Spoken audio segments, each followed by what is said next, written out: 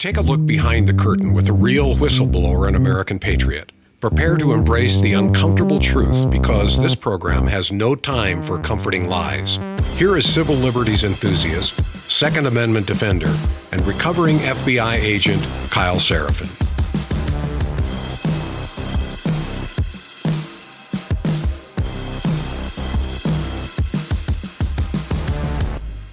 Well, hello, my friends, and welcome to the Kyle Seraphin Show for today's Thursday, January 29th podcast.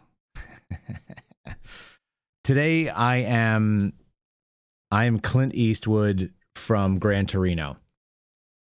I'm just disgusted. I hate these people, and I'm seriously considering that it may just be more fun to just see what happens if Democrats are in, because I don't see a huge difference. Today's podcast is about Nicki Minaj, aka MAGA Minaj, because there is no such thing as principles. There is no political right in this country. There's 90s Democrats or something squishier, which is what the Republican party plays at. And then the alternative is insanity. Communist crazy people. Doesn't mean that everybody that votes for Democrats are crazy people. I just want to be really clear about that, because I don't think that's true. I just think some of them are voting for parties that they don't recognize have left them, that actually hate them. But the movement and the focus is towards the commie left. In their own words. I mean, they're actually using the words. I keep hearing the word neighbor. It's so interesting once you start making that connection, and then see who's going to use the word neighbor, talking about illegal aliens that broke into our nation. It's crazy to me. That's like saying someone broke into your home, set up shop in one of your guest bedrooms, refuses to leave, and then you just start calling them a roommate. Unironically. Yeah. Okay. So, FBI did some stuff in Fulton County. Justice is coming. Just kidding. You guys don't believe that? I don't either. I don't think. We're going to go through what it means and what it doesn't mean. But there was a movement towards something election related. In the meantime, there's actually some really wild stuff that happened in some depositions. This is like the Mike Lindell case. This is the Dominion lawsuits, the ongoing defamation there. My buddy Joe Altman, who I saw when I was out in Las Vegas, it sounds like he might be justified. The guy, he's been talking about this person named Eric Coomer for a very long time. He was a Dominion executive, sued, all this other kind of wild stuff. It sounds like Eric Coomer went on record and said all the things that it sounds like Joe was saying he was saying. I'm no expert in election integrity. I never claimed to be. But it is interesting when people start coming clean. It kind of tells me that they don't think there's any evidence that's going to get them put into a bad spot. So, all right. So there's that. There's this weird conversation about whether or not ICE, which is not even ICE half the time. A lot of the time, these things, people are Border Patrol and something else. They may be HSI and so on. There's this weird question on whether or not they are armed appropriately. And that was addressed by the New York Times. My guy sent it to me yesterday, and I'm going to go through kind of the comedy of that. And then we're going to talk about this movement from murder to execution to premeditated murder, and the absurdity of playing language games to get outrage that I see people on the political left. Generally speaking, there are some people that are kind of in the independent conservative party, and that's fine too. We'll go through kind of like the evolution of what people said about Renee Good. They started off with execution and murder, and the same story with this guy, Alex Pretti, who was up in Minnesota, shot by Border Patrol, not ICE. And then for some reason, the trending, and I'll even show you over on social media, like the trending words are premeditated murder. And I don't know how you do that, because I'm pretty confident that nobody has accidentally engaged in an execution. Executions are usually done by the state, which means they're with all kinds of forethought. There's all kinds of prep, there's equipment, there's a process, and so on. So we're just using words that make people feel very mad. And then lastly, this idea of Nicki Minaj. We're going to get into all that stuff, and why I just think that the GOP at this point have revealed themselves to be the thing that I thought they were anyway, which is a bunch of prostitutes. And that's the nicest way that I can say that. So that's uplifting. I've got some really fun palate cleansers. The sovereign citizen / hardcore leftists doing the meme it's really fun. And I'm going to give you some examples of that because it's worth going out into the end of your Thursday and at least smiling about some of this weird stuff. All right. Before we do that, how about we talk about a sponsor? This was a big deal when I was in Las Vegas because I was in the desert. And when you're in the desert, you don't have water. And that's terrible. Las Vegas water is pretty gross. And I had the same issue. I did not have my Cove Pure unit. We didn't have water purification. I was hoping that the stuff coming out of the soda machine was okay. Who knows? Folks, your body can take damage during the holiday season. It can take damage when you're hanging out at a trade show. I'm probably actually dealing with some of the crud that I brought back from SHOT. One of the easiest things to do is to make sure that you are keeping hydrated. I have been pounding water since I came back. And if you are not doing that when you're working out, you're trying to maintain your health, you're doing all the things, whether you're buying supplements or workouts or diets, they're so easy. All you got to do is like drink water. And that's actually one of the biggest pieces that will impact your energy, your focus. It'll help positively benefit your metabolism. And then you worry about what kind of garbage and junk is in the water, especially if you guys are Alex Jones listeners over the years. There's all kinds of junk that's out there, right? Cove Pure can change that immediately. They have a clear wave technology certified to remove 99.9% of contaminants. You can actually see how many dissolved solids are in your water. And it says, amusingly enough, TDS on the label there. That's total dissolved solids. It doesn't mean Trump derangement syndrome in this case. It gets rid of things like PFAs and microplastics and pharmaceutical residues and things that are runoff and fluoride and all this other kind of junk. And so you can get pure water just as it was meant to be. It's a great idea. It also lets you do things like choose the temperature of your water, which is super nice if you want to make an instant cup of coffee or tea. Maybe you're not feeling great. Maybe you're trying to get your voice back and you need a quick tea. You can do that. You can also get it cold, which my girls do before they go to bed, warm, lukewarm, whatever. You can push the buttons and then preset sizes, which is really helpful for kids when, I don't trust like a 4-year-old to necessarily fill his water bottle properly. It's nice to be able to set it up for 11 ounces for his 12-ounce bottle and not have it run over. Very useful. You just set it up. You can even do custom sizes on there. Folks, check out covepure.com/KYLE. Again, that's COVEPURE.com/Kyle. Start your new year right. Get yourself squared away. You'll save $200 using my name and that link right there. There's a link in the show description, covepure.com/KYLE. Check them out. Save $200. Get yourself some good, healthy, clean, nice tasting water. Let's get into today's program starting right now.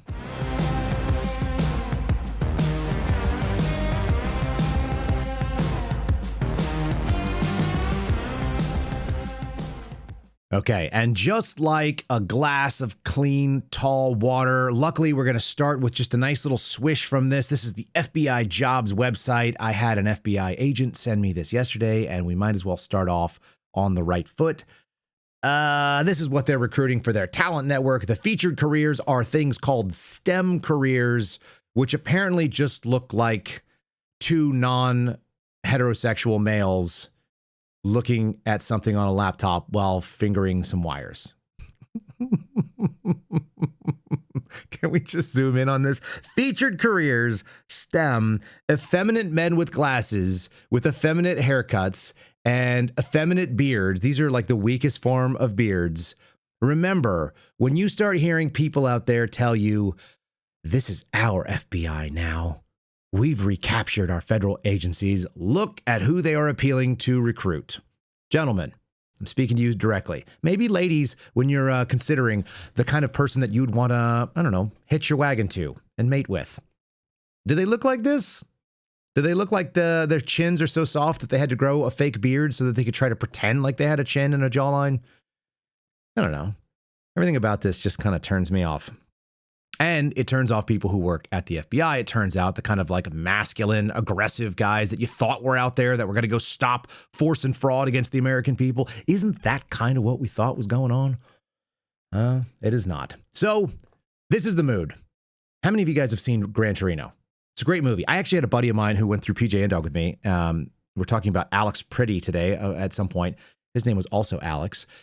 My friend Alex was always known for being naked. I don't know why. This is a complete random aside, but like, did you guys know this? When there are certain men in the military, especially enlisted guys, that whenever you'd knock on the door in their barracks, they had no clothes on. I suspected that Alex would strip before he would open the door for us, or the door would be open.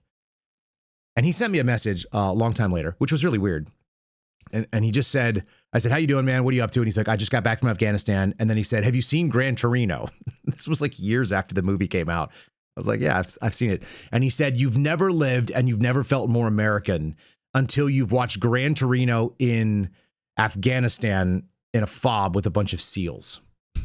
So I've never lived. Some of you have never lived. But all of us have seen this face that Clint Eastwood is making. And if you're not seeing the face, you know the face. It's the one where he spits on the ground. He's sitting out on the porch and he's nauseated by the nasty Hmong neighbor that he has, which is an old lady who's chewing like some kind of chewing tobacco, and she's spitting it out there. And he's like, gross. I spit tobacco. Ladies don't spit tobacco. I don't know. I get the feeling that Clint Eastwood in that movie, who was a retired auto worker and a Korea veteran and not a nice man, generally speaking, but the kind of person that you wouldn't mind having a neighbor because he kept his yard up and he kept his house up and his kids turned out in a way that he was disappointed with, all these things. Clint Eastwood from Gran Torino is an aging bacon cheeseburger nationalist. And he's disgusted by what goes on in this country today. So am I. We're just irritated. We don't mean to be, but I was prematurely like this. I was like this when I was in my 20s. I was just a grouch because I saw people doing dumb things that I didn't like. You know, you parked in the middle of my grass when you could easily park on the street. Why did you do that? You were too close to the building in the alleyway, and so now I can't open the door to my stairwell to get back out. I did this when we were down in Austin. Just the kind of person that would come out there in their boxer shorts with a shotgun or an M1 Garand and just go, get the hell off my lawn. It seems straightforward and simple. Anyhow, this is the way I think a lot of people look at it right now. All the political parties, they nauseate us, they make us sick. And so luckily we've got our FBI, the same ones that are encouraging the effeminate to join in the STEM, whatever the hell that means. And here's the story, written by Daniel Klaidman and others. FBI searches Fulton County Elections Office seeking 2020 ballots. Here's what we know. Let's just start with the headline and let's what we know up front. What we know is this is theater. How do I know? Because they could have done this a year ago. They've now had the FBI, our FBI, if you will, and the Trump priorities could have happened at any time. That's just not what their priorities are. They've got totally different priorities. And it's not solving election issues, which means that we're going to deal with the same nonsense that we dealt with before. At least that's my guess. The FBI executed a search warrant Wednesday at an elections office in Fulton County, Georgia, seeking to take ballots in an investigation that sources told, or a source told CBS News is linked to the 2020 presidential election. Fulton County confirmed that the FBI executed a search warrant at the Elections Operations Center and sought a number of records related to the 2020 elections. State senator who was present told reporters the FBI sought hundreds of ballot boxes. Woohoo! They're taking election interference seriously a year later. Oh, because we have midterms. We got to do this. So here's my ongoing premise. It's my belief that when you get a big headline that says the FBI is doing something, that means the FBI did the thing that they wanted, which is that they did PR. They did press. If you got a big headline about it, the FBI doesn't announce investigations. They announce indictments. They arrest people, and then the story is the arrest. If the story is the search warrant, I think it goes nowhere.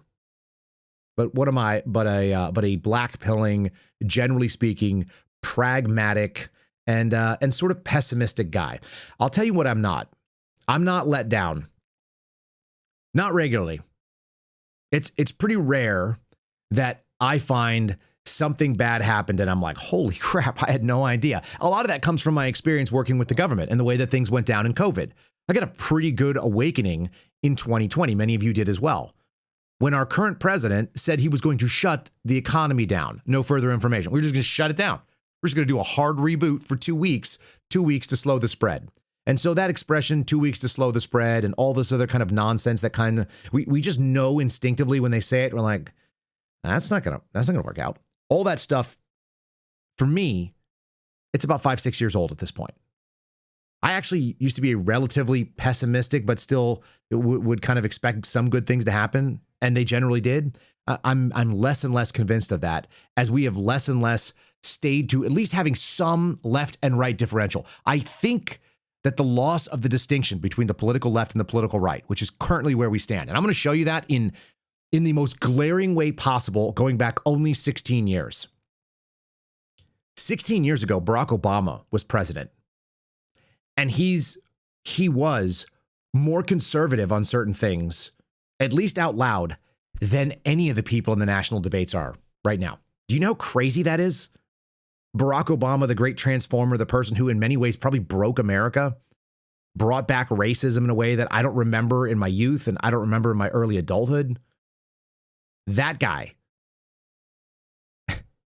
Obama, was more hawkish on immigration than anybody that's having the national debate right now. Certainly more hawkish than anybody on the left. That's freaking wild.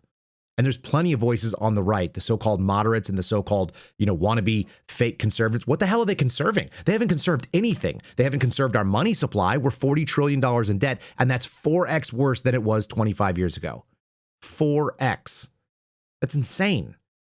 So what the hell are they conserving? Our values? No, we literally have people that are saying, I am going to turn myself into a female when I'm a dude. And then those people end up in Congress. More on that in a minute, too. What are they conserving? I mean, honest to God, what are they conserving? Are they conserving some sort of Christian principles or moral value? No, we literally have the GOP this morning saying that Nicki Minaj is what MAGA is. And I thought MAGA was people who would otherwise go to church with me, that were pro-lifers, that thought that rule of law mattered, that you had to do things by the right process, that we begrudge the fact that it's going to inconvenience a bunch of people that broke our immigration laws, but you got to go. And then you can come back and apply later, maybe. We have a GOP that recognizes gay marriage and doesn't even blink an eye. It's crazy stuff. What the hell have they conserved? The answer obviously is nothing. This is a rhetorical question. They've conserved nothing. All right, let's get into the solution. The solution was, can we just focus? And why is the FBI investigating things in Fulton County? You know how I know they're not serious? They let freaking reporters go in on the search warrant. Do you know how many times this has happened when I've done search warrants? Zero. None. I've never heard of this happening. Mostly because you don't want people to touch the evidence, because you're there for evidence. Then again, I've never done a search warrant on something that was 5 years old and everyone knew was there for 5 years and nobody seemed to care about it. And then suddenly they just did. Totally not political. Going inside of the election facility.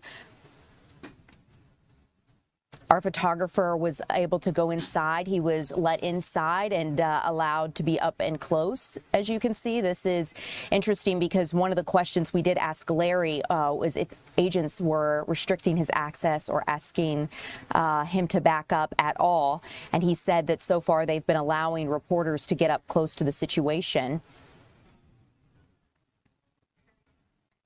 Outside if you want to take that. Yeah. Okay, so now agents are asking them to back up.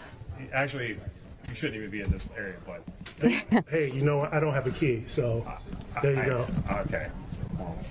Okay, so agents are asking them to back up, saying our crew should not be in this area. So this is something we're going to continue to monitor. And as our photojournalist gathers more information and reporter Larry Sproul gathers more information, we're going to be able to... You're not even supposed to be in this area. The guy says the best answer I've ever heard. He goes, I don't have a key, so that should tell you everything. What a great response. Yeah, maybe I shouldn't be here, but I'm here because someone allowed me to be here. How interesting. I see the same sort of answer that some people had when they were inside the U.S. Capitol on January 6th. Like, you weren't supposed to be there. It was like, well, I didn't open the doors. They just happened to be there. And then people gave me a pat on the back and a high five when I came in. Guys, does anyone think that there's evidence there that's going to show some sort of malfeasance? I've seen Jack Smith go out and testify. Nobody seems concerned.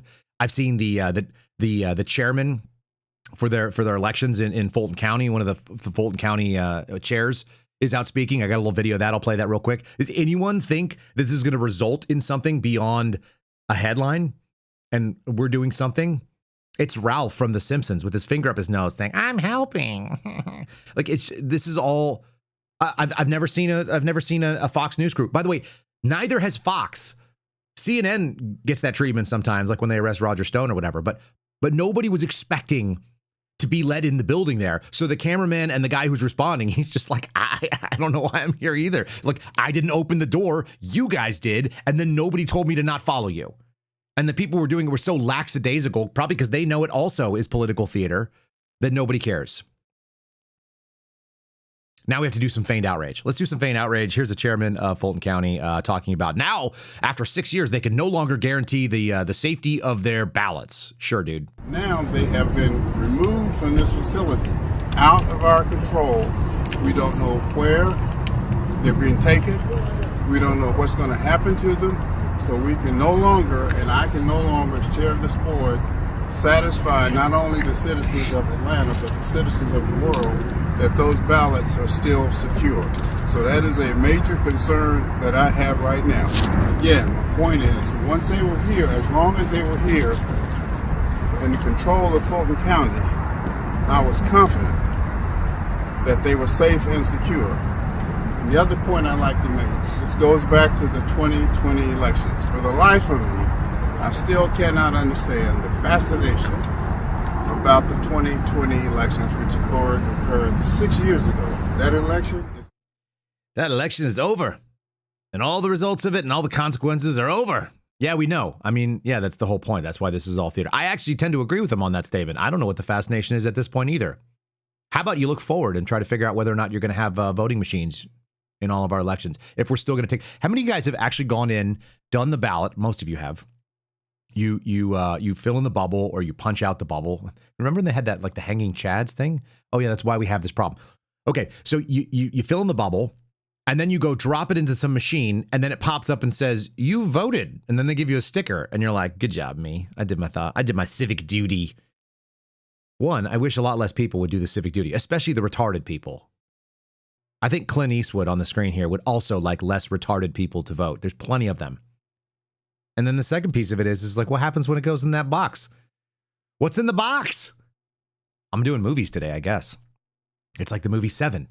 I'm Brad Pitt from Seven. Like you drop the ballot in there, and then what's in the box? Nobody knows. It goes into a black box of nothing, and then they just go, boop. Yeah, like we're gonna tell you who won, and you're gonna believe us. And then we're gonna lock him up in a warehouse, and 6 years later, maybe the FBI will come look into it. How silly. How ridiculous. I'm going to go back to the first clip I played only because I want you guys to key in. If you're listening right now, you're missing out on some of the program, and that's the visual part of it. So if you guys want to join us on Spotify, that's where you could see it. Before I do a full plug on that, just saying, this is a visual. Look at the kit that these guys are wearing. They're wearing multicam plate carriers. That tells me that these people with FBI multicam plate carriers, those are all SWAT. That's just what I know. Going inside of the election facility. Our photographer was able to go inside. He was let inside. Our photographer is so confused. He's in there. He doesn't know why he's in there. Okay, they're all wearing multicam. And this is going to go to the broader point that the New York Times was bringing up, which apparently is a big deal. The weaponization, the militarization of law enforcement. I'm not real crazy about it, but let's just be real. I'm a kit guy. I like gear. I like equipment. And when I used to show up to do things, people would be like, hey, where'd you get that duty belt? Like, where'd you get that holster? And my thought is, boop. My thought is, professionals have professional tools. You wouldn't begrudge a mechanic for having a toolkit that he rolls in and gets delivered on the back of a flatbed. If he were to come in and do mechanic stuff, you'd expect him to bring his own set of tools. He'd have Matcos or whatever, right? He'd have Snap-ons. He'd have a $7,000 tool bench full of, $40,000 or $50,000. You're hiring the guy in the tools. So I always thought having professional tools was important. Going in. That lady caught me off guard. The New York Times does not. In fact, they actually got a combat veteran who writes for them, a guy named Thomas Givens Neff, who twice deployed to Afghanistan as an enlisted infantryman in the United States Marine Corps. So thank him for his service. No big deal there. And I don't mean that sarcastically. Very simple. They got a combat vet to do analysis of kit, and they came up with the headline, "The height of close quarter weaponry is on this woman's doorstep." And the story is hysterical to me. In every way, the unironic presentation of this to a New York Times audience is quite funny. He's going to go and debrief what this crew has on them for weapon systems. The whole weapons of war argument, yes. In pursuit of illegal aliens, they say illegal immigrants, federal agents carried the instruments of war fine-tuned and perfected for killing at short range. Well, that seems really important because I don't want them to accidentally kill the wrong person if they're trying to kill the right person. And there are reasons that we have a deadly force policy where you're supposed to kill people. But let's go on. Okay, so looking at this, let's look at this scene right here. And they zoom in on a bunch of it, but I'm going to just have you look at it. Again, this is another pitch for Spotify. If you guys are just listening, you're missing out on the visual. Let me describe it to you. There's a man in the black wearing an Ops Corps-like helmet. He's got nothing on the helmet, but it's a ballistic helmet. He's wearing an OD green plate carrier and the placard that says police. He's wearing some kind of greenish tactical pants. He's got one of the new optics-ready Safari Land holsters and it looks like a Glock 19X, if I'm going to guess. It is a FDE or a coyote-colored Glock handgun with a magwell. By the way, magwells come into this story. He's got a dump pouch hanging out on the back. That's the place that's on your belt that you could drop magazines and stuff. And I'm getting really in the weeds on this because it's, one, this is my thing, but two, it's really funny why they're upset about this. There's a guy on the far right-hand side of the door who was part of the breach. Actually, there's two guys on the far right-hand side. They're wearing beanies, they're wearing hats, they're wearing balaclavas over their face and so on. They're wearing OD green as well. And it says police, and then underneath it says federal agent. Interesting. Most of these guys have helmets. Probably half of them more have helmets. Some of them have ear pro, but the ear pro is not on their ears. From what I can tell, it looks like it's actually up on there, which means they're on arc rails. They've got patches and stuff identifying who they are. They're all wearing these kind of high-speed, optics-ready Safari Land holsters, which are the holsters I prefer for retention.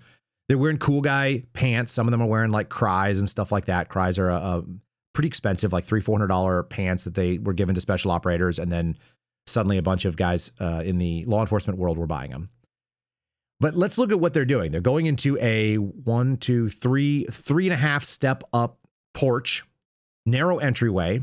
It's got an external door that opens outward, which is a screen door, and then it's got an internal door that opens inward, like most external doors do. You pull it into the house.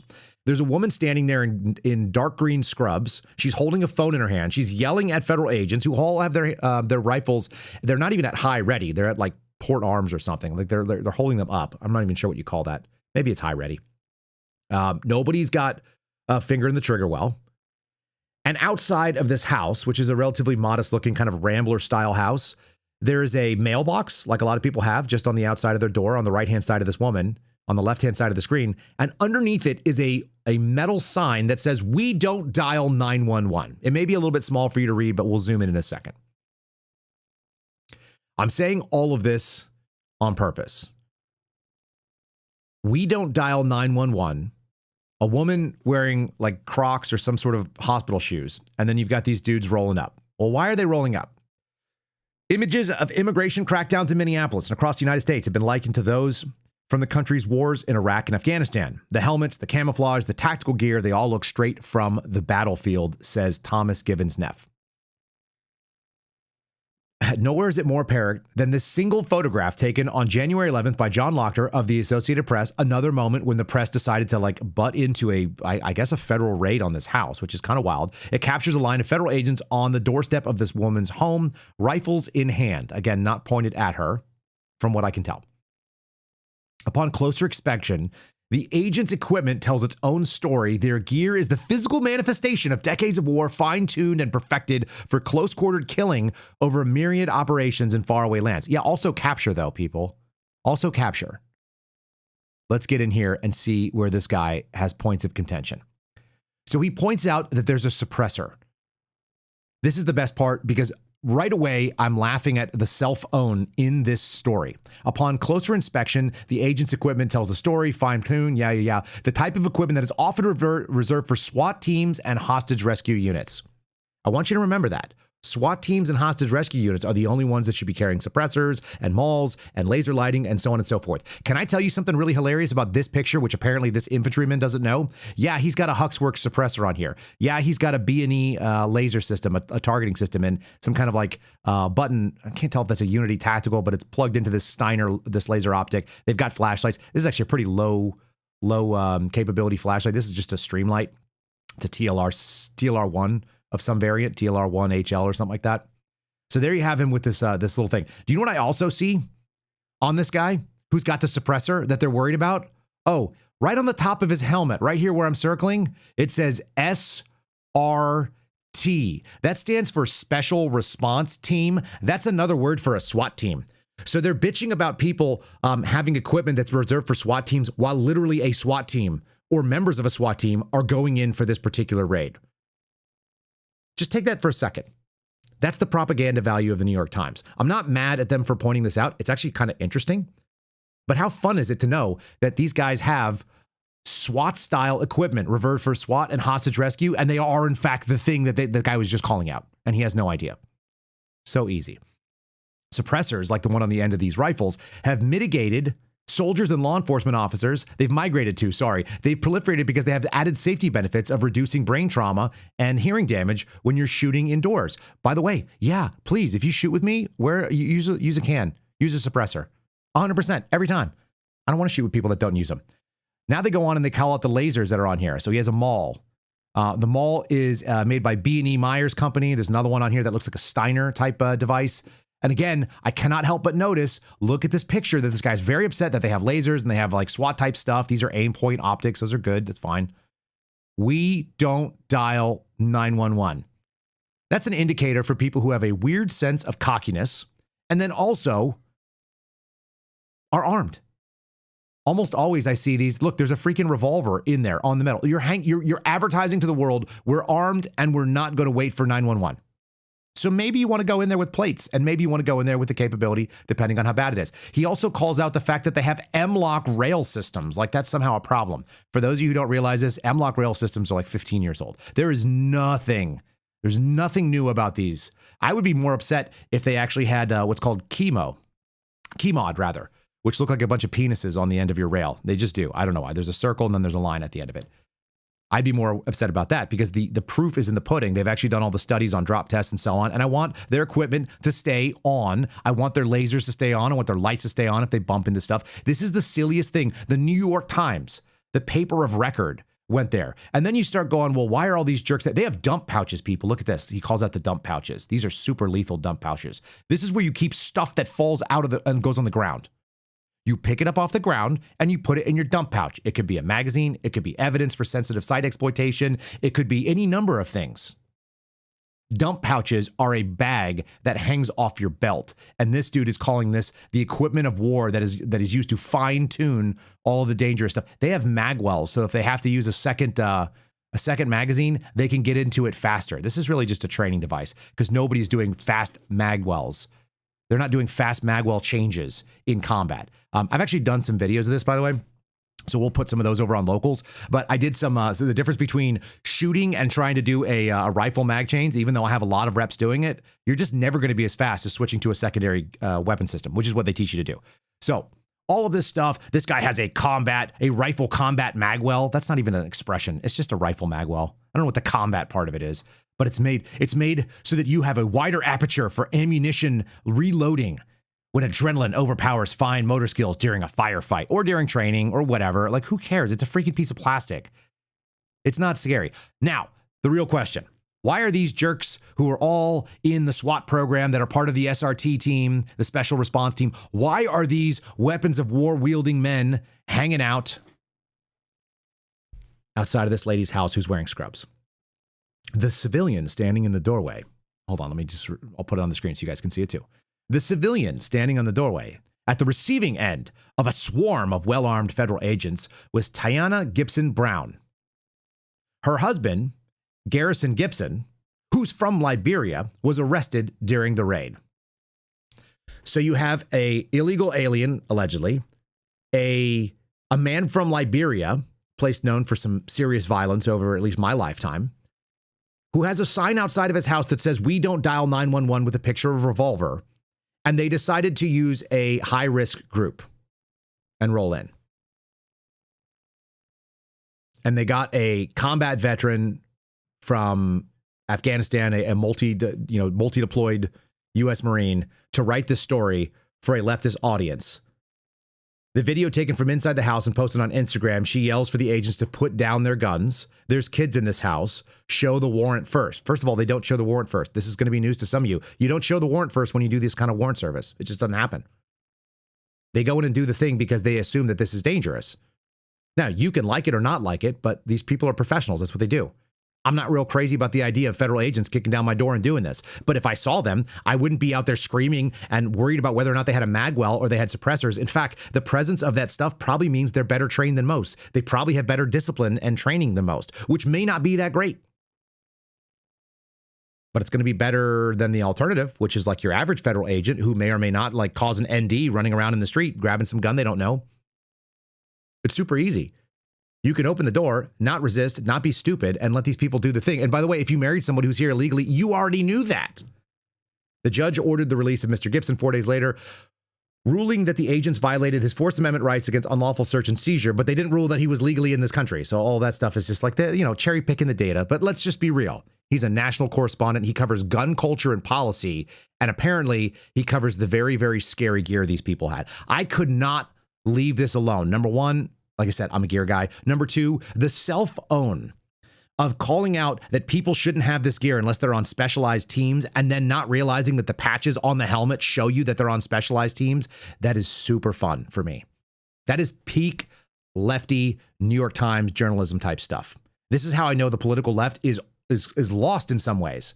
Like we can't have a regular conversation with you. And sadly, I think the political right is running to join them. They're like, hey, the left seems like they've got some really good ideas. They want to have someone called Megan Thee Stallion campaign with Kamala Harris.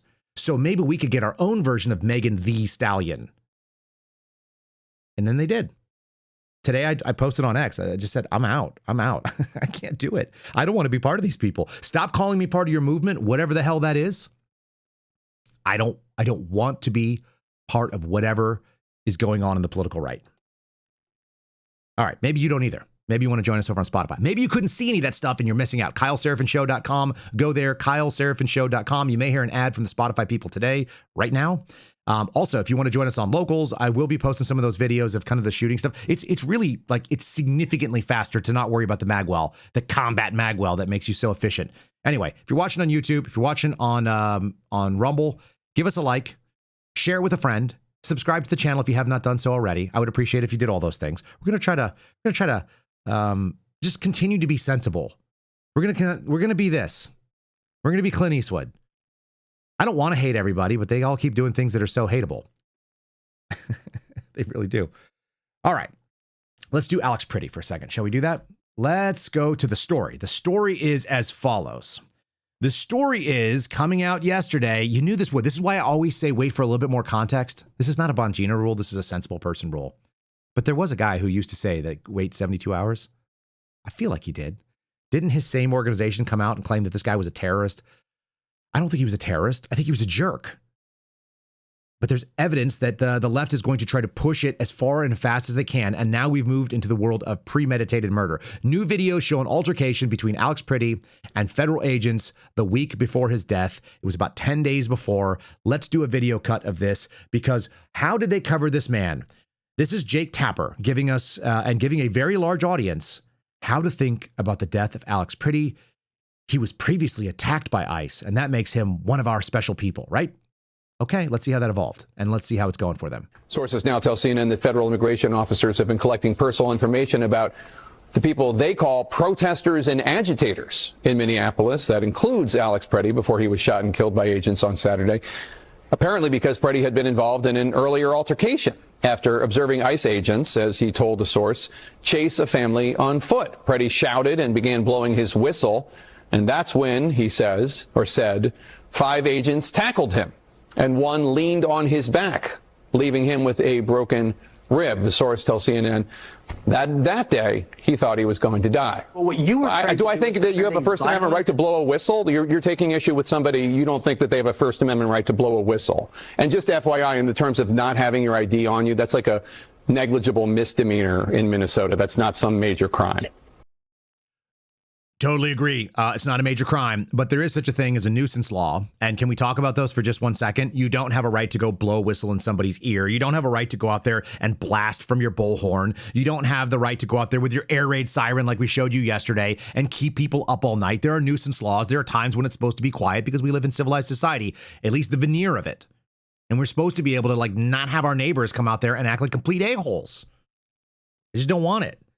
That's why we all pass the laws on that. That's every municipality has something like this. Every county has some sort of noise violation. You're allowed to protest. But when your protests cross over like some sort of municipal code, then in theory, historically, you'd have people that would stop you. They're called cops. They're called police officers or sheriff's deputies. And they ought to do that. It may not be a violation of federal law. Clearly not.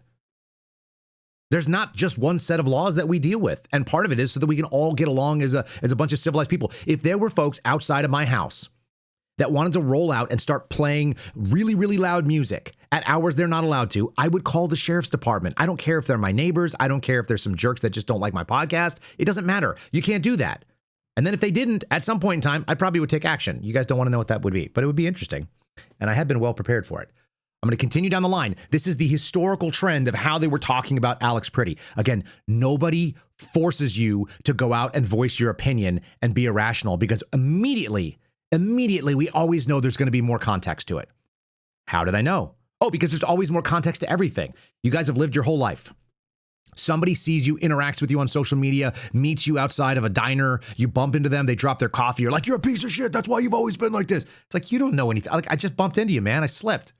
The floors are wet. I'm wearing boots that I'm not used to wearing. I don't know. Like, there's always a little bit of context. It's not that big of a deal. Clearly, Alex Pretti was not the most saintly human being that ever lived. There's things about him that informed and shaped the way that he went and interacted with these law enforcement officers. It was inevitable that there was going to be more context, and it was just a question of what is it? It doesn't mean it justifies the shooting, by the way. It doesn't even come close to that. All it does is give you a little bit more context about could they have known who this guy was, which is what the left is now arguing was premeditated murder, which I don't know how that differs from execution, which seems like a premeditated murder by the state, or from murder. But they all went out there and they got their sound bites in because everybody is trying to radicalize and nobody's going to go listen to the new information. So I've got Anna Navarro telling you that Alex Pretti was the best of all of us. I think George Floyd was also the best of all of us. A man, a father, a citizen, a neighbor, right? Like these people are they're so disingenuous. It makes me want to spit on the freaking porch like Clint Eastwood. They chose to, they killed the wrong guy, right? Because this is like the perfect guy. Alex Pretti is the guy you would want to date your daughter. The guy you would want your son to grow up to be. A decent human being who was serving humanity, serving sick veterans, who is, there is nothing that has been said about that man that isn't wonderful. And so they can't malign him. They can't malign him because we have the videos. Dun, dun, dun. They cannot malign him because we have the videos, and the videos are all from, 90 seconds of that man's life. And then we have a couple of people out there saying he was really great. I didn't know him, but I knew some other VA nurses, and they were really great. Yesterday, I made a comment about the VA. I don't even know what I said about the VA, but I'm sure it's whatever it was, I meant it. And some of you guys were quoting me. It's like, I'm sure there's one or two good people that work at any given VA, and I do believe that. I'm sure there's decent people everywhere. I've never been to a place where everybody was just all bad. You can go to a bail bondsman shop. You can go to a car repo, tow shop, and there'll be a nice person there. There'll be a decent human being. But there's a lot of crappy stuff in the VA. There's a lot of people whose job it is just to do their job, and they forgot that there's like a broader mission. I've met nice nurses. I've met nurses that have a sense of humor. I've also had a doctor tell me, I asked him a simple question. Do I need to take prophylactic antibiotics because I put a nail through my foot? This was going back to like 2012 or 2013. I did something stupid and I jumped on a pallet with a small, thin set of shoes. Yeah, so nail goes through my foot. Sucks. Bummer. Happens. Grown up. Whatever, right? And I'm a former paramedic. I was a paramedic at the time. And so I was like, I don't know if there's anything retained in there because the nail went in head first, not point first. That sucks too, by the way. If you ever have a choice, nail penetrating you with the sharp part or the flat part, it was a flathead nail, take the sharp part. Much better for the entry and the exit wound. Anyway, punched into my foot, caught up there in the mid bones, and then pulled back out really aggressively. Big time bummer. Going to the VA. Can I get an x-ray to see if it retained any piece of that nail in my foot? And I'm like limping in there, And they're like, sure. And then I sit down with this doctor who is Indian because all the doctors were Indian for whatever that's worth. And I'm like, hey man, just want to know, I work in a hospital. My friends are PAs and doctors. They already prescribed me some antibiotics and they recommended prophylactic antibiotics. But since I'm in your care and you've actually done the x-ray and now you are taking, sort of responsibility for my patient care, do you recommend that I continue this course of antibiotics or should I discontinue it? And I kid you not, this douchebag goes into a book that looks like the Bible. It's probably like 2,000 pages thick, flips through those like little tiny paper pages, and he reads, based on the indications the patient has said, or something to that effect, prophylactic antibiotics are not indicated in this case.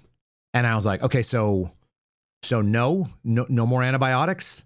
And he looked at me and he goes, blink, blink. And he looks back down to the paper and then he reads me the paragraph a second time. And that was the entirety of our patient interaction. That guy sucked. He just wasn't a good doctor. He had terrible bedside manner. He shared very little information. He was dealing with someone who had a medical background, and he couldn't give me just a simple answer like, yeah, go ahead and discontinue. Or since you've already started it, why don't you finish it? Just because if you've started, then you might as well finish it. We don't have, create more superbugs, whatever. The answer could have been whatever the answer was. Not read a paragraph from the VA handbook because I'm such a mediocre doctor that I literally look at words on a page and that's how I do my medicine. But that's what the VA is to me. So Alex Pretti was that guy. He worked there. Maybe he was wonderful. Maybe he was a turd. Maybe he was a guy that decided to pick a fight with law enforcement and thought he was going to die. And it might have been his own fault that he got beat up when he did because he was doing this. So Priscilla, tell us exactly what we see there. I think everybody watching this now can recognize Alex Pretti there kicking that tail light. But tell us exactly what we know happened and any context that you've learned. Yeah, Aaron, and as a reminder, this is a physical clash that happened between Alex Pretti and federal agents over a week before he was fatally shot in Minneapolis this past weekend. So let's walk through that video. You see him there shouting and also kicking a tailgate on that vehicle as it drives away. There you're seeing the tackling of the federal agents. This whole interaction only lasts a few seconds. Now, you'll also notice here in a bit that there does appear to be a gun that is tucked in his waistband. It's unclear, however, if the agents notice it. There you see the gun tucked into his waistband. Now, they do not disarm him, and as we see later in that video, the agents walk away. It is unclear, Aaron, however, what happened before this video and what happens afterwards. I am told, however, that the Department of Homeland Security is reviewing this video. Recall that they are part of this investigation into the fatal shooting last weekend. A few other notes of context, Aaron. This was filmed less than 2 miles from the scene of the deadly encounter this past weekend. And as you can see from his attire, he is wearing similar clothing as he was, again, this past Saturday. Now, Aaron, your viewers may remember, CNN previously reported just yesterday that Pretti did have an encounter with federal agents a week prior to Saturday where he suffered a broken... I love when they repeat themselves. We did report that they had an encounter, and now we have evidence of the encounter, and this is the encounter. Okay, here's a couple of things that are really relevant. Number one, any sort of use of force that was done on that day has absolutely nothing to do with the shooting. None. Zero. The only thing that matters, and we've talked about this a number of times, but I'm going to say it to you guys again because it's a reasonable position to rehold. The only thing that matters is the reasonable articulation that the person that was being shot presented an imminent danger of death or serious physical injury to the officer or to other people at the moment when the shooting happened. That's it. This is why Ashley Babbitt is a bad shoot. Ashley Babbitt's a bad shoot because she could have become an imminent danger, but she wasn't when you just saw a head pop up like a gopher and she got shot in the neck. Okay? That doesn't mean that Ashley Babbitt could not have evolved into a deadly threat scenario, even with things like furtive movements. Furtive movements are really critical in law enforcement because nobody has to wait for someone to draw a gun. You don't have to wait until someone does that. You can look at them and you can present them in 3 ways. We assess them. One of them is going to be what's in their hands. So even empty hands can be dangerous. Then we go to waistband, which is where weapons are stowed. And then lastly is demeanor. Empty hands, a bad demeanor, and furtive movements towards the waistband can get you killed. And justifiably so. It sucks if they're unarmed. It sucks if they were going for a cell phone or they were scratching their balls, which is a possibility. All these things are possible, real things. Doesn't mean they're not justified. Doesn't make anybody feel good about it, especially people who are watching from the outside that have all the benefit of all these different angles and the slowdowns and now the context. Here's what we don't know. We don't know if these videos that are now popping up of this man getting involved in wild stuff the week before, if those were known to the officers or the agents that were on scene, if they knew that he was known to carry a weapon. And we do have a little bit of indication that even with the Renee Good shooting, there's been a buildup of intelligence against some of these protesters. Intelligence is just data information. So if they are building up a database of people who are dangerous, who are doing dangerous things, and are known to be armed, then you might have a heightened sense of how you would deal with this person. And somebody yelling gun, gun, gun, when you know the guy is known to have gun, gun, gun, that could actually move the thing forward for justification. It doesn't make it good. It doesn't make it something that anyone should celebrate. It certainly doesn't make it murder, execution, or premeditated murder. Bringing a gun to the protest, you're allowed to do. Getting involved in physical confrontations with a cop or a law enforcement officer with a gun, that's a bold move. It often will have negative outcomes. Sometimes they will be justifiable, sometimes they won't. We still don't know what the guys who were in that moment saw, articulated, said, and what they knew before they went into that encounter. So all of this stuff is still relevant. I still don't have an answer. It still looks bad. The PR is a nightmare. And the Trump administration made it worse by coming in and saying he brandished a gun when we know he did not. They said he was a terrorist. There's no evidence that's the case. They're welcome to furnish it, but they can't make these claims that are very salacious in public and then think the American people are just going to go, okay, that's good. You also can't be a completely abject idiot unless you're on one side of the aisle and say things that are totally removed from reality. This is Elizabeth Warren and her reading while she's standing on the floor of the Senate. And she's giving a recount of St. Alex Pretti, the ventilated, the perforated, which is, I stole that from one of the Green Berets I follow on X. It's cut to the background of the video that you just sort of saw. So now we're going to watch the video with with Liz Warren sort of narrating it. Here we go. This is actually the best of Pocahontas. Caring for people was at the core of who he was. He was incapable of causing harm. Alex carried patience, compassion, and calm as a steady light within him. Even at the very end, that light was there. I recognized his familiar stillness and signature calm composure. The irony of that is beyond all things. If you're not following Maze Moore on X, you should be. That's where I get some of there. I'm actually a subscriber to his channel or what he does on his stream, because I very much appreciate a lot of these archives, and that was one of the great mix-ups I've ever seen. That calm light.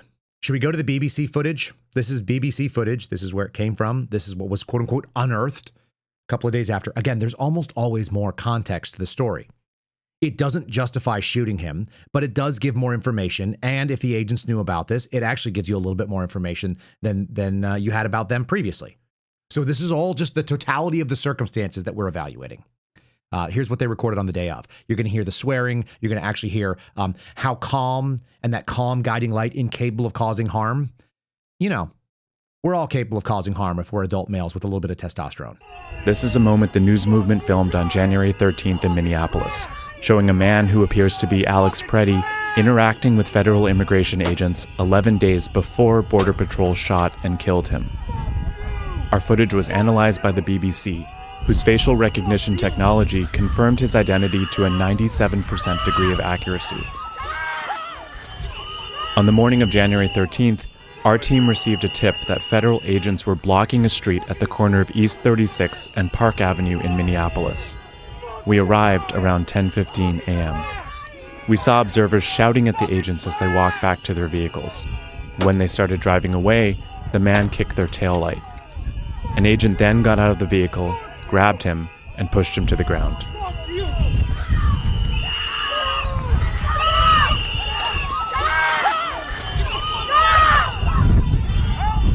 During the altercation, agents fired tear gas and pepper balls into the crowd. They continued to hold the man down before they retreat, and he walks away.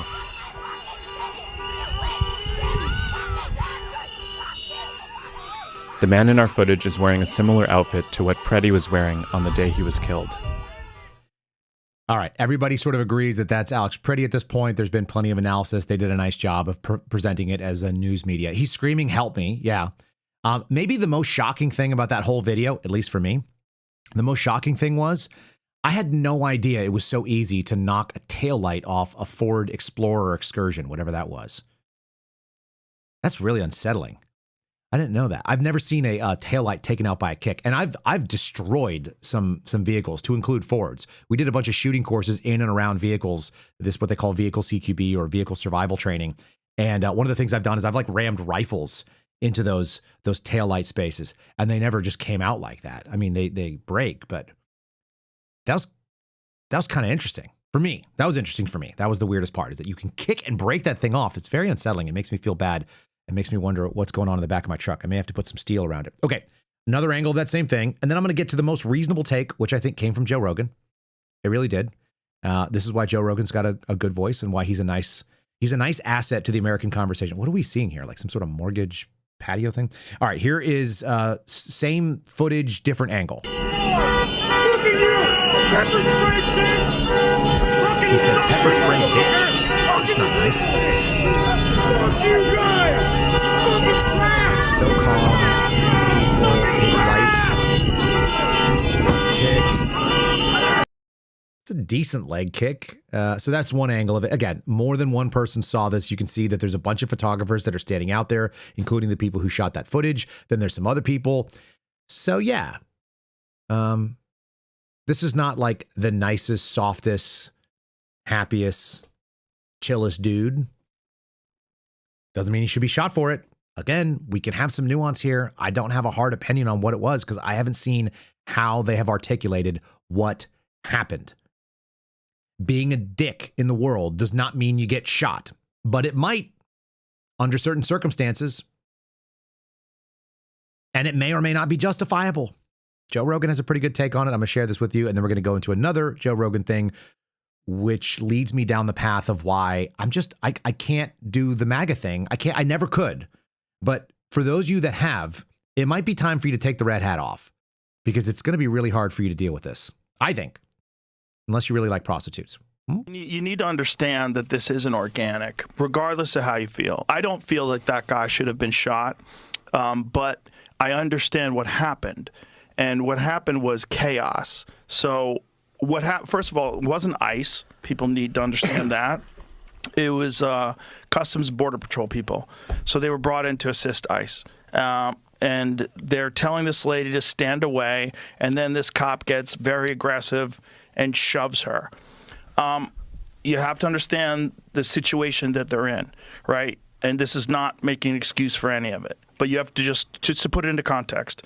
These people are getting harassed outside of any hotel they're at. People blow horns. They try to smash into the hotel. They dox them. They dox them. That's why they're wearing masks. It's a coordinated effort. I'm not saying that guy should have shoved that guy. I don't think he should have. Or that woman. I don't think he should have. And then pepper sprayed.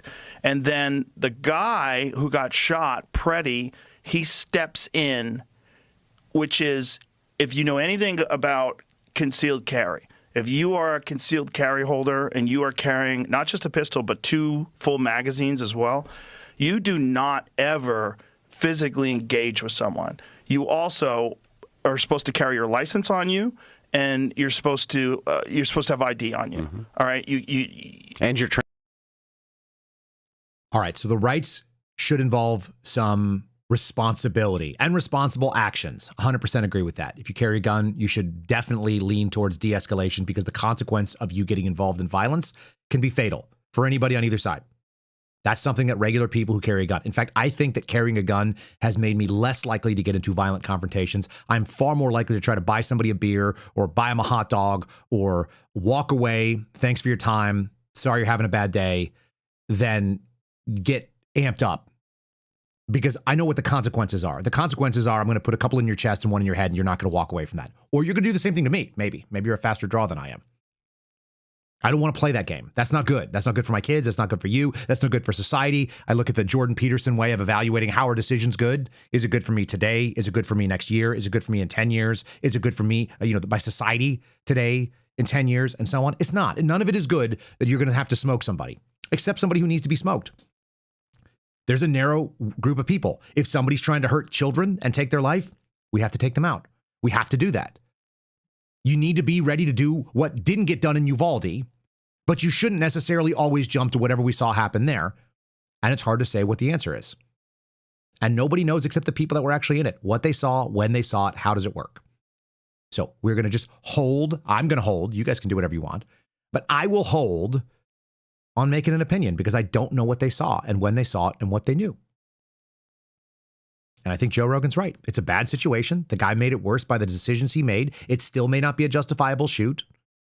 It doesn't mean that the left is not trying to capitalize it. And it doesn't mean the right is not doing stupid stuff too. All right, should we do the thing that makes me sick? This really does make me sick. I cannot believe that I woke up and heard this. Saw this. And by the way, I have friends who are trolls. They just send me stuff like this. The GOP yesterday tweeted this out, and they did it before my show or after my show, so I missed it. MAGA Minaj. The same people that brought you, it's illegal to carry a gun at a protest, also brought you this lady, MAGA Minaj. We're going to get into why that is so nauseating to me. It just happens to be the grossest thing for me, the principleless garbage. So I'm going to get into it in a long form, and I think it says a lot about where our politics are today. Before we do it, give me a like on Rumble if you're watching. I would very much appreciate it. We are consistently in the top 50 most liked videos on any given 24-hour stream that we're involved in, because this program punches well above weight. YouTube, you guys are awesome about hitting it, but do me a favor and do a like as well. If you've not subscribed to the channel, subscribe, and then share it with a friend who might subscribe as well. Like, hey, you might like this guy's perspective. Doesn't mean we're going to agree all the time. I will assure you that we will not agree on all the things. 100% assured. But I'll give you the reasons why I think it, and you can choose to make up your mind, and that's what I like about this audience. We actually disagree on a regular basis. Put it in the comments below. If you think something I said, say it respectfully. You don't have to be a dick about it. Somebody was just like, you're a fool because you think this. It's like, I'm not a fool. Neither are you. Just write down your thoughts. This is what I disagree with you on. Here's why I think that. Guess what? I'll respond to you and I'll be civil, just like a grown-up. Or you could be a jerk and maybe you get tackled like Alex Pretti, and then maybe you do something dumb. All right. You may hear a Spotify ad right here too as well. They help pay our bills a lot. Spotify, for the size of the audience we have on the audio versus the video platform, Spotify actually basically pays the rent in this house. So that's what you're helping me do when you guys are listening to it. Maybe you fast forward. I don't mind if you do. But if you meet me in person, then apparently you have to buy me a bacon cheeseburger. I didn't set the rules up. You guys did. All right, let's go to this thing. Nicki Minaj, the woman who wrote the song WAP, W-A-P, that Ben Shapiro famously read out loud, standing for wet ass P word. Awesome. Do we have a video of what it looks like to be a modern 2026 Republican prostitute? We do, in fact, have that video, and I will share it with you. This is Katie Miller. You'll recognize her from such famous interviews as Kash Patel and his girlfriend not touching each other on the same couch and getting as far away as physically possible and doing that weird thing. The official, unofficial podcast of the White House decided to do a TikTok lip sync, whatever. She let this gross woman into her house where her babies live, as far as I can tell. And this is how MAGA is going in 2026. I want nothing to do with it. Absolutely nothing. So they're singing. And who's behind me? Who's behind me? Is it a woman with 4-inch long fingernails and bleached blonde nasty hair that shows off her breasts and dances around like a stripper? Oh, it is. And guess what? She's going to rap over the top of the 4 non-blondes. Isn't that who did that song originally? Gross. Gross. All of that. Who is this lady? Nicki Minaj. Yeah, I just typed in Nicki Minaj explicit because it's really easy to find. This is MAGA now, guys. Let's just agree. If you wear a G-string and you squat in platform stripper heels, you have songs and albums called Anaconda. Maybe she wasn't WAP. I don't know who was. I don't care about any of these people. I'm reminded of the Kamala Harris bit where they had Megan the Thee Stallion, right? Megan the Stallion came out. This is a really nice one. This is from a news website in Australia. What's going on over here? Women groping women wearing nothing. Awesome. I mean, listen, that doesn't mean that people don't appreciate attractive women. It doesn't mean that people don't go to strip clubs. It doesn't mean that men don't look at pornography or objectify women. I'm not acting like that's not the case. I'm just saying, can we just freaking say, if you're a conservative, that there's something you're trying to conserve? And it's not this. How many of you are like, hey, wouldn't it be great if my son listened to Nicki Minaj and had a poster of this on his wall? You're like, dude, you can't have that on the wall. Not in my house. Wait till you move out. How about that? Okay. And I was also amused that she's also, by the way, she is a new judge or a recent judge on RuPaul, famous drag queen, man dressing as woman. It's what was it? It's the drag race show where they do men dressed as women. Cool. This like confusion about gender seems like really ubiquitous in this type of culture. I had to look up stallion again because I wanted to make sure that I wasn't crazy. And I just think that you guys are also not crazy. And so we can all do that. Megan, the stallion. I've seen it both ways. I don't care. A stallion is an uncastrated male adult horse. If you're a lady and you're 5'10" and you think that people called you a stallion and that was a compliment because you're a tall lady and they were basically calling you a big dick horse. What a weird thing to put into your handle. I did some background on this because I was super interested in where in the hell the idea of calling women stallion came from. And I'm pretty confident this woman just made it up. No women are called stallions because stallions are horses with like huge dongs. And they're like breeding studs. So then I just asked the question. This is AI, obviously, so I had a little fun with this. Can females be stallions? I asked AI. No, a stallion cannot be female. A stallion is specifically an uncastrated male horse. Adult female horses are called mares, and young ones are called fillies. Look, I'm not a horse guy, but I do know a little bit about it. And I know that if someone calls you a stallion, they're probably indicating that you got a huge dong. That's not a compliment. I don't know why you'd make that part of your handle. Let's go back. They didn't call her a stallion. They called her MAGA Minaj. So I'm not it. I'm out. I'm out from all this. I don't care if you lose elections, by the way. My favorite is when the chat's like, this is why we don't have a Big Ten, and this is why we lose elections. Good. I'm sick of losing. I'm sick of winning elections if this is what winning looks like. If this is winning, I don't want anything to do with it. And in one of the moments when I'm disagreeing with the classic sort of libertarians, the Rand Paul types, here's a really horrifically bad take. You don't reward people for doing things that are illegal if you want to conserve values in America. The end. You don't. Here's Rand Paul. He's on Joe Rogan.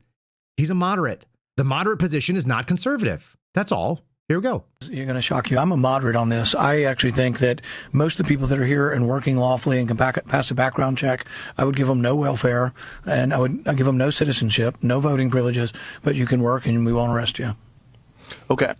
No citizenship, but a potential path to citizenship? I think it's better just to say the trade-off is this, that you came illegally. Right now the law says you got to go back and you'll never get in, basically. So the compromise is you came in illegally, you just don't get to be a citizen, your kids will be. Now the new ones, the 8 million that might have come in last year, some of them need to go back, and particularly any of them committing crimes. The compromise I'm offering is different than anybody's ever talked about. Everybody thinks the compromise has to include voting and citizenship. If in Texas we gave amnesty and let, I don't know, a couple million people vote, immediately Texas becomes Democrat for the next 20 years. So that's what it's all about. It's about voting. I think some of the best Americans just got here, frankly. They have good work ethic. They're hardworking people. They work in our fields. They pick our tomatoes. They clean fish. They work in chicken houses. They do a lot of the dirty jobs in our country are done by immigrants. So they also came here with ambition because they want a better life at great peril, and great risk. Yeah, and they also broke our laws. So we should just also acknowledge that they also did it by breaking our laws. So you started off your relationship by breaking the laws and breaking the trust of the people that you tried to come in and work really hard to be in. Don't care. We have no obligation to you. Remember the whole tagline? I'm pretty sure. Make America great again. Make America first. What do we do instead? We're going to bring in a bunch of people and then we're going to go soft on this stuff. Do you realize that Obama was harder and actually had better thought processes than Rand Paul or Donald Trump? Do you recall that? It wasn't that long ago. I was old enough to remember, and I wasn't even that old. It was just like, okay, that's a reasonable position. Here's how I know that the position that Rand Paul is talking about is actually not a moderate position. It's the mainstream right-wing position, which is why I guess, actually, when I was talking to the New York Times, I'm kind of ashamed. I told them that I'm not right-wing because I don't know what that means. I guess I am right-wing because the right wing of this American politics is not right at all. It's not even close. This is the regular position of the right wing. Don't be gross. Eat a bacon cheeseburger. Don't promote prostitutes. Prostitutes are not conservative. Like, I don't know, like you could be a prostitute. I don't think you deserve to die, but you're not conservative. I hope you convert. I hope you find a better way. It's not a good life for you, nor is it good for anybody else. It's bad for all of the circles of the decision-making process. Here's Newt Gingrich. You remember him? Newt Gingrich. If you tell me that this is what the right wing looks like, then I guess I'm freaking Attila the Hun. I want to go to far right fascism then. Because this is not right wing. This is not right leaning. This is certainly not conservative. What the hell is he conserving with this sort of statement?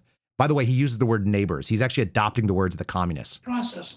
So I think there are two things. We need a national conversation about what we're going to do about people who've come here, some of them 20 years ago, who've been obeying the law, paying taxes, good neighbors, have kids, go to PTA. Very few Americans want to see the police walk in and pick them up and deport them. On the other hand, people do not want to give them citizenship. So there should be some middle ground here on long-term goals. Second. No, there's no middle ground. There's no middle ground with breaking the law. Like if you tolerate breaking the law, it's not good. And the result is obvious. It's that more people will do it. Oh, law breaking is tolerated. Is it just really a law, or is it just kind of like a suggestion or guideline? Are we doing the Pirates of the Caribbean bit? We might as well do movie references all the way through. Is that what we're doing? It's not so much a rule as it is a guideline. You're not supposed to come here, but if you do, we'll just make it work for you because the code is more of a guideline. Guess what? There are people who have a hard position, and the hard position is if you are involved in doing the thing. What's the meme? Here it is. If you were involved in ICE enforcing laws that are passed by Congress, if you were doing the thing you were legally required to do in your job, you can resign if you don't like it, by the way. That's fine. I did. Okay. If you're doing that, we're going to lock you up. This is the leftist position. The leftists are consistent. They march ever forward towards totalitarianism with universalizing their very bad ideas, which are democratically enforced, and they may actually be the opinion of the mob, but they have nothing to do with our Constitution. Again, I understand that MAGA means make America great again, and that doesn't mean a person. But when I interpreted it, and it's my own fault, I thought it meant make America constitutional again, because that's when America would be great. And by the way, that means rolling back a bunch of garbage. Somebody was like, Kyle, nobody here is advocating that we roll back to the 19 teens. And I'm like, you're right. I'm advocating we roll back to 1907. I'd like a pre-Federal Reserve, pre-16th, 17th, 18th, 19th Amendment America. That's what I would like. I don't like the universalizing of suffrage. I don't want everybody to be able to vote because people make terrible decisions. They like Nicki Minaj, and somebody thought it was a good idea to put it on social media and say, listen, this prostitute can go with this other political prostitute, and we're going to MAGA it up. Yuck. Gross. Larry Krasner is the Soros-backed DA out in Philadelphia. He's not confused about what the mission is. The mission is make the people on the right that don't agree with us pay. The left is really, really good at ruling when they're in, by the way. They're even effective at doing things like, I don't know, deporting a bunch of people when they've decided that's what the move is. The right refuses to use power when they have it. This is the problem. Nobody said they're mad at Donald Trump for what he said. What they're mad is he said something and did something else. And what he did was a wussy, pussy, lighthearted version of what he claimed he was going to do. You don't make America great again by not actually going back. Again means that it was previously. That means you got to go into nostalgia. Remember what he wants to roll back all these protections. Yes, correct. How about we roll back America until the states were in charge? How about we do what you said and we get rid of the IRS? How about we defund things that are not funded by tariffs? I'm down for all of that. 100% I'm down for that. Nope. What we've got for you, no big deal, is we're going to give you, we can't do any of those things. It's like the guy at the Pawn Stars. The best we can do is a search warrant that's televised by Fox News Live at Fulton County. No further results are going to happen. Sorry, Larry Krasner knows what the mission is. The mission is make the other side pay when you're in power. So here he is saying he's going to do it. We all know what time it is. We all know what this moment is. And we all know that things are happening that should not be happening, for which people must be accountable now or in the future. So I am delighted to be here with this team. And I am delighted to let people know that not only are we committed, and I'm sure there are many other prosecutors who will join us over time, but not only are we committed to living up to our oaths, to making sure that democracy is preserved, to the rule of law, not only are we committed to law and order when some federal officials whose paychecks we pay through our taxes are not, but we intend to see it through as justice requires in individual cases, now or in the future. And if we do obtain those convictions, and if there are sentences of incarceration or even of probation, the President of the United States cannot pardon them, period. That is plain. There is no question that the President is without the power to pardon people who are convicted in state court. Got it. Okay, so vote with your feet. That's really clear. Don't be in places where Larry Krasner or similar can come after you. That seems really easy. So, okay, so all of you that are living in communist areas, I'm sorry you're there, and you should probably find a safe place to do it. Listen, I did the math on it the other day. My oldest daughter is 8 years old, and so we lived in one house, and then we moved to another house in Virginia. So she was in two houses in Virginia. We moved to New Mexico. We went from New Mexico, lost the house because of the FBI job, ended up in Arizona with my folks for 6 months. From there, we moved into a rental house, and we are now in another house. We have done 6 houses in 8 years, all of which trying to get us into more safe areas because Washington, D.C. and the immediate surrounding areas was not safe for my family, as I estimated it. That was my job. Let me just tell you, 6 houses in 8 years, it sucks. A lot of you have done that. You know what that's like. And that has said nothing about how many houses I've dragged my wife to since we've been married. It's a major bummer. It's seriously uncomfortable. But every single time we've taken a step to either increase our financial capability or we've gone to a safer place for my babies, which is what it's all about for me, because I know what a Larry Krasner looks like. I know what Fairfax County was willing to do to children in those school districts outside of Washington, D.C. And I watched BLM protesters get as close as 3 streets away from me, and I realized I was going to have to shoot somebody in the face to be able to protect my family. So I left because I don't want that. And it was really uncomfortable. So when certain people will tell you like, oh, is it bad enough yet? Have you moved? How many times have they moved? I've moved more times in the last 5 years than most people move for their whole life. That's just the case. And it's not awesome. It's not fun. But I understand what the real crazies look like. And they are concentrated in certain areas. And they are going to use power when they have it. They will 100% use power when they have the opportunity to. And they're out there radicalizing themselves and acting like, hey, we are the righteous. We will do the thing that needs to be done. And I kind of believe them because guess what? I was in Portland. I saw what that looked like. I was in DC in 2020 and I saw what that looked like. I don't want anything to do with it because I don't want to go have to like have an Alamo situation with my family. If you don't want an Alamo scenario where you have to bunker in and then you're not the one who's left, like you're going to, everybody at the Alamo died, by the way. We remember the Alamo. We do. It's because everybody died at the Alamo. It was tragic. It may have inspired a movement of people to liberate Texas, but it probably sucked for the people that were there. I have to imagine it did. All right. This is the kind of thing that you're up against. Larry Krasner is emboldened because people like this exist. And I'm not playing this to like get you riled up. I think these people are hilarious, by the way. And I kind of want to see where it goes in the areas they live. I just don't want to live next to them if possible. So these are some of the TikTok like weirdo threats. The lesson is this. They have failed to scare us out of resisting. They don't scare us because 1, we're no longer afraid of guns, and 2, we know that underneath those masks they are small, scared, petty little men. There are a lot of similarities between 1930s Germany and today's America, but the key difference that Germans themselves have observed is this. There was never such widespread, unyielding, and organized resistance to the Third Reich the way that there is in the United States against this regime. If you think we're already on a set course to end up the exact same way Germany has, we've already changed that story. Every time they try to scare us into submission, the only thing they have succeeded in doing is getting us angrier and far more willing to fight. See, the funny thing is, when your country's population spends the better part of 30 years living with the constant fear that they can be shot dead at any moment and their government won't do anything about it, that population stops being afraid of guns. And right now, that's the only thing they have left to threaten us with.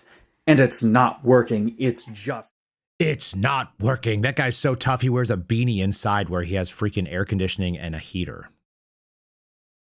Do you guys ever see stuff like that? And you're just like, I don't take you seriously because you don't take you seriously. You're wearing a beanie indoors and you taped a video intentionally and you groomed your beard to look like you have a chin. Weak. Where the hell were you guys in 2020? when the COVID stuff was going on? How about when your buddy Joe Biden came in and started cracking down on people and insisting that we were going to hold you down and vaccinate you if necessary with some experimental gene juice, and we're going to put that in you whether you like it or not, because everybody's safety is more important? I would have shot you for that. Just so it's really, really clear, I already made up my mind. You try to put something in my kid and I tell you no, and you continue on with that path, it equals a fatality of one of us. I don't know. Maybe you're faster than me. Probably not, if you're a medical professional holding a syringe with an unknown substance. Apparently that actually entertained a lot of you guys yesterday. The unknown substance. It really is weird. Here's what I think is really interesting. Some of these people are making an awful lot of sense. And so when I say that I don't want to sit through the slow motion mess that's coming our way, I don't want to go in the normal speed and quietly creep. I don't want to do like take the foot off the gas pedal and slowly drift over the edge of the cliff. I really don't. Like, let's see where the hell this goes. I'm not a fan of anything that I see, the Eric Swalwells, the Gavin Newsoms, the Ilhan Omars. I don't like anything that they say about what they think America should look like. I think they're nuts. But if we're going to do that anyway, and we are, because we've got people like Newt Gingrich and Rand Paul telling you the moderate position is just give up the ghost and give up the ship of America, well, freaking screw it. Let's see what happens when we all go full crazy. Let's just step on the gas and do it. I'd rather go Thelma Louise rather than walk up to the edge, tip, teeter, and a bird lands on the hood, and then we all fall off into the canyon. I want to go fast and then see what's next, because I don't think it ends up in a zombie apocalypse wasteland. For anybody that's like listening here and going like, holy crap, like what's the pessimist look? No, I think it actually ends up better. I really do. My optimism is let's just find the next phase. And I was telling you this right before we did the election.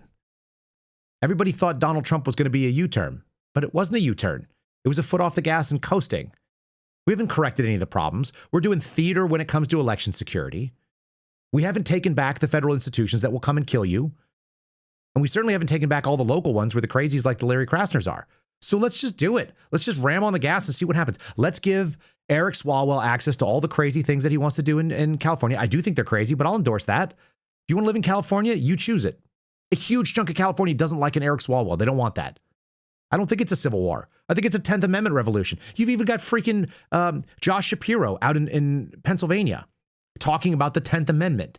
Hallelujah. The federal government was never meant to be this strong. So let's do the things that take it to the back to where it goes. And I think the end of it looks like something pretty reasonable, actually. I actually think it's kind of encouraging. It probably looks like something closer to the Articles of Confederation, which would have worked great had the United States already had significant infrastructure, had a force that would not be invaded by foreign powers, and actually had all of the mechanisms and technologies that we have today so that we can actually collect taxes at the local level and then maybe give certain things where we all agree that there's a value. And there are things that are values. It would be interesting if we had a federal government that did border security, did border enforcement and immigration enforcement, regulated the ports when it came to like a general understanding of what could and could not come into this country and how, and handled a military that like made sure that nobody came in and invaded us in a foreign way. That'd be great. I'm fine with that. Let the individual states figure out what it is that they want to do. We're supposed to have 50 laboratories for freedom. I'd like to see that. I don't know what it would look like. Like, let's be the thing that the Federalists and the Anti-Federalists compromised on. Dominant states, a weaker federal government, no federal income tax, fund the things that are national priorities by the will of the states. Put your Senate together the way it was meant to be done. It's supposed to represent the states, not the people. You get representation where you get it. Congress has the power of the purse. The executive just enforces the law and doesn't come in with a bunch of ideas and trying to like fake like they have some ability to do that. Like, this would be great. We actually had a whole really good system. Imagine a 1790s America with 2026 technology. It would be really neat. It would be really neat to have a reset of that capability. And that means that certain people, whatever. Certain people would have, less access to the franchise. But guess what? Those people are also like net consumers of government. They vote for government. They don't necessarily work for government. And the ones that do, like if you're receiving more than you pay in taxes, then you're not a contributor. You're a consumer. I'm not even sure why you get a say in that. I've never seen where you would get a say on the thing. You get to vote on the things that you don't actually contribute into? It's like letting my 4-year-old. My 4-year-old has opinions about what we should have for dinner. I don't care. Thanks for telling me, buddy. It's great news. Completely irrelevant. Your mom's making dinner. It's going to be whatever it is. You can eat it or not eat it. You have a choice. You don't have to consume it. But there's not an alternative. And your vote counts, not at all. It's kind of like when people were telling me like, oh, my kids say this, my kids say that. They want to go here, they want to go there. At the end of the day, my kids can have all the thoughts they want. They have they have to overcome my 51% majority vote in the House. Boop. That's it. Okay. And there are some really interesting people making some statements. It's interesting that this guy is Chinese. At least I think he's from Chinese. You guys, is this guy from Chinese? If you have an American flag in front of your house, swipe away. Do not watch this video. Do not watch it. Okay, there's about 10% Americans want the revolution. It's too early, but it's not too early to prepare for the revolution. Let me share with you a business plan to prepare for the revolution. His English is very good. Right now, it's 2026. If some households still have an American flag in front of their house, that means those people are supporting the American system. They are your enemy, and they will be your enemy when the revolution starts. All right. Before you eat the rich, you need more resources and weapons. Where to get all these resources and weapons? Get it from those households who got American flag in front of their house. I just want to pause for a second because this plan is brilliant. We're going to take the people that don't have weapons, I don't know how he said, weapons and resources. You're going to get the resources and the weapons by going to the houses that have the weapons and the resources. Oh, that's a very good idea. That's very good. You're going to come to the people that are armed and try to get their weapon systems? How are you going to do that? Okay. Anyway, I just want to keep hearing. Okay. So you guys also need to have a community set up a website and ask all your members to take picture of every household who got American flag. You're going to document the people that have American flags? And you're going to tell us who those people are on a website?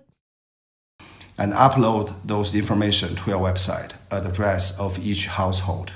When the time comes, you guys can use this information as evidence to eat them first. You're going to eat me first? I don't have an American flag outside of my house. I'm sneaky. So when you go to my neighbors that have American flags, I will kill you in the dark. I will see you coming. I will have my cameras, which I already have. And then I will take shots from positions you can't see using thermal because you don't have weapons and resources. I like this. This is fun. Eat them. God will support you. Buddha will support you. Is God Buddha in this TikTok? God is Buddha? Anyway, I think this is fun. Like, why is he Chinese? Eat them with no regret, okay? So this is my business plan for you. When the time comes, some household, they will pay you a lot of money just to take off those information off your website. Or we just kill you. I mean, there's that. How weird is this? The people who are not spending money on thermal and night vision and weapon systems and training and ammunition and vehicles that can knock over your little blockade of all your Subarus, you're going to come and take out us? That's the weirdest thing I've ever heard. Anyway, I want to see where this goes. You can't live with somebody who believes that crazy thing. You can't even bring that dude into America. Why is that guy living in America? Why did we bring in this Chinese wild dude who wants to eat rich people? That seems kind of wild and crazy and unsustainable. I actually do have the answer to this. Holy crap, guys, you're never going to believe this. Let me just give you the best advice that was given. 2010, Barack Obama. Seriously, 2010, Barack Obama knew the answer to this. Why are we still rehashing this 16 years later?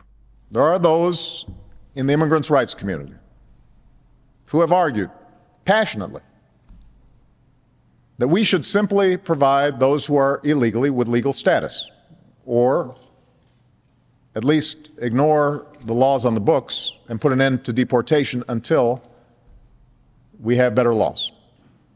And often this argument is framed in moral terms. Why should we punish people who are just trying to earn a living? I recognize the sense of compassion that drives this argument. But I believe such an indiscriminate approach would be both unwise and unfair. It would suggest to those thinking about coming here illegally that there will be no repercussions for such a decision. And this could lead to a surge in more illegal immigration. And it would also ignore the millions of people around the world who are waiting in line to come here legally. Ultimately, our nation, like all nations, has the right and obligation to control its borders and set laws for residency and citizenship. And no matter how decent they are, no matter their reasons, the 11 million who broke these laws should be held accountable. Agreed. That's a great statement. Wouldn't it be nice if Republicans and Newt Gingrich type people would say things like that? How reasonable that is. We're not dealing with people that are reasonable on either side. They're all doing gross stuff. And for some reason, our chat is fascinated with the concept of eating Kung Pao chicken. Little funny story. I used to live in San Francisco. When I first got out of college, a friend of mine used to take me to this Chinese place that was really, really good. And I would order Kung Pao chicken whenever I went there. It's my favorite dish. I don't even think it's a Chinese dish, but I used to eat it. And then my buddy Hans once pointed out to me that there were no loose pets, stray pets in that neighborhood, and indicated to me that it was actually Kung Pao dog or cat. And that was unsettling. But also, I didn't care because it was freaking delicious. So there's that. This is me. I'm just grossed out. I just want America to be whatever it could be, what it should have been, and what it promised to be, which I thought was what MAGA meant. But we know for a fact that is not what MAGA means. It looks like this. It's some bastardized political prostitution.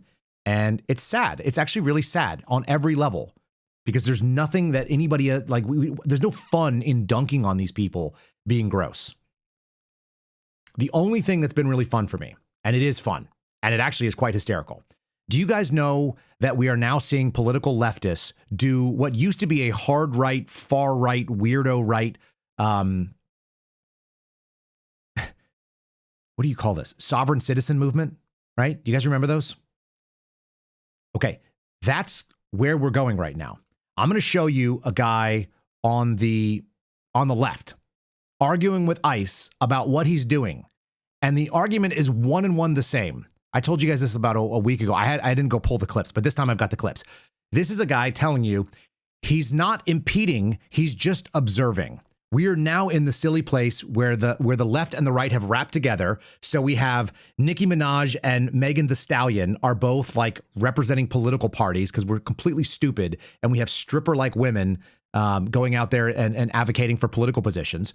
And we also have the left to become sovereign citizens, which is basically hysterical in 2026.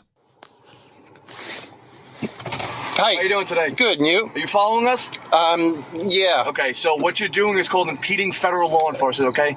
It's an 18 U.S.C. charge 111. I see. Your first and only warning. Thank you. Continue to impede us and follow us, you will be arrested. Yeah, except okay? I'm not impeding you. Okay. You just openly admitted that you were following us, so... I am following you. I'm not impeding you. I'm observing you. It is impeding. No, it's actually not. After one warning, keep doing it, we'll pull you back out and arrest you. Yeah, okay, thanks. Okay.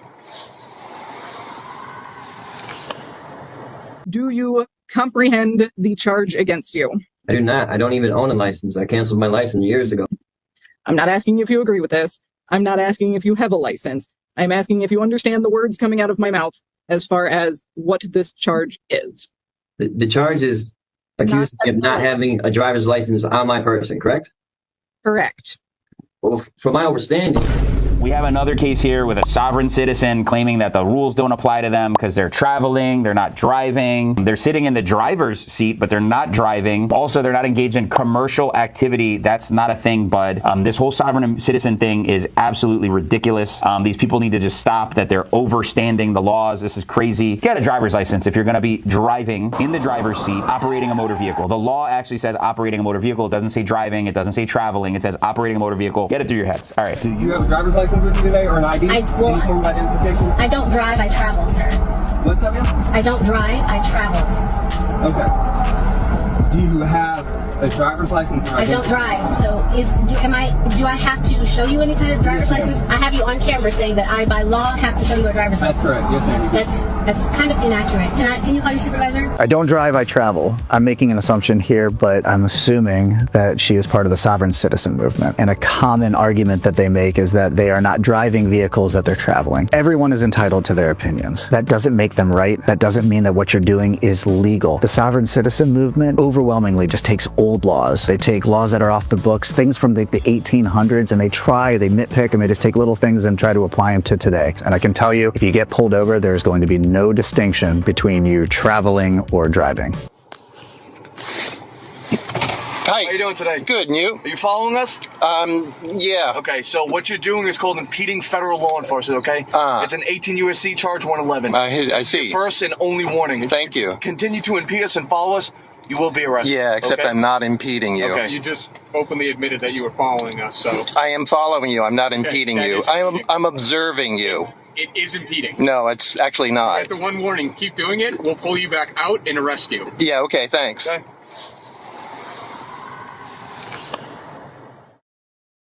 They even just gave him a warning.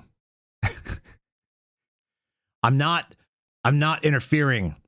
I'm just observing. There is no right to be an observer. That's made up. So stop doing it, idiot.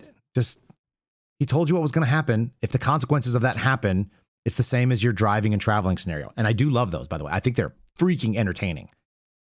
I just don't want to be part of that interaction, and I don't want any of my neighbors to do that, and I don't want to hang out with people that act like that, and I would spit my chewing tobacco, metaphorically, because I don't chew tobacco, but if I did, I would spit it out on my own porch in disgust, because I am Clint Eastwood when I see those things too. And that's where we're at today. That's where we're at.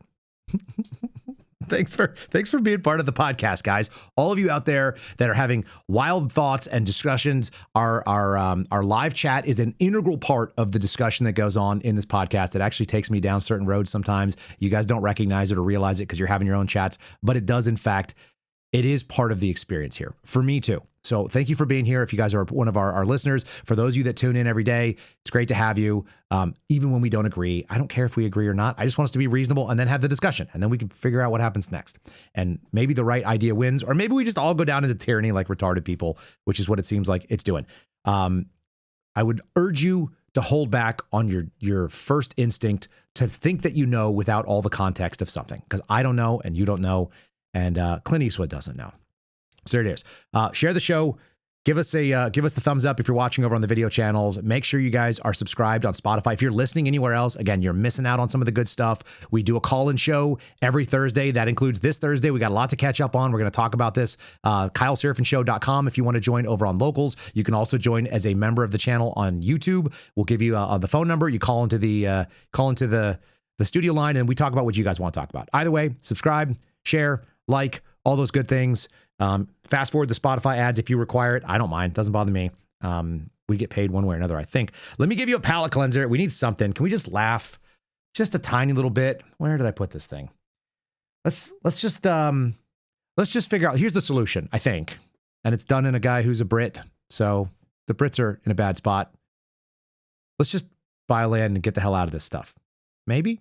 So we had to buy land because, well, you know, Satan worshipping pigdos run the world and want to turn cities into digital prisons. And we had to become farmers because, well, you know, those same people are going to centralise the food system, ban meat and force everyone to eat genetically modified low carbon crickets. And we had to dig a well because, well, you know, tap water is recycled from people's toilets, poisoned with fluoride and filled with chemicals that makes frogs go gay.